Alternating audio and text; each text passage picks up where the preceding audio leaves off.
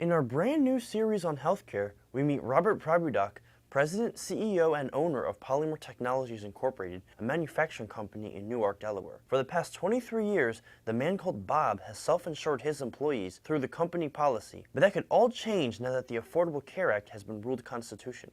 You know, it's hard to determine the impact that the law is going to have in our willingness to hire additional employees. It really depends on the economic impact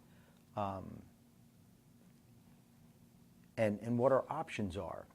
If we find that our costs are going to spiral out of control, even though we do self-insure, we may be forced to perhaps take the penalty, offer coverage through exchanges to our employees, perhaps even offset the cost to a degree for our employees to gain coverage through the exchanges. These exchanges place individuals and companies in a state-funded pool to pay for health care coverage, as opposed to self-insurance. Either way, Bob says he expects to pay more for coverage. But he's in a quandary because nobody really understands the real impact to their businesses. And they don't understand the impact to conventional insurance products, except that there seems to be universal agreement that insurance is going to be increasing. To the average worker, individual, or a senior citizen, the Affordable Care Act may seem like a good idea. Bob understands that, but he cautions against too much optimism over the bill. You know, the average person who has to think about security, they think about putting food on their table, providing for their family and their children, being able to afford health care, which has gotten very expensive. They look at this as a positive. The government is putting forth an effort to provide them with cost-effective health care. People on Medicare have limited choices for providers because of the low payment fees. They're putting that much more stress on that system.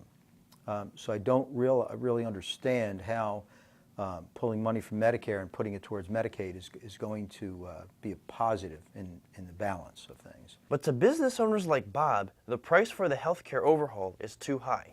I tend to look at the freedom and liberty that we're giving up as a significant negative aspect of this bill. And it's not a negative aspect just for healthcare. I think it has broader implications on states' rights and freedom and flexibility. Despite his hope the Affordable Care Act may provide some benefits, Bob does not believe the bill is likely to help his company keep healthcare costs down.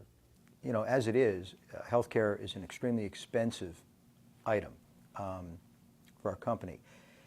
If costs continue to spiral out of control, or if they do spiral out of control, then we're going to have to think about what our options are. And unfortunately, the government has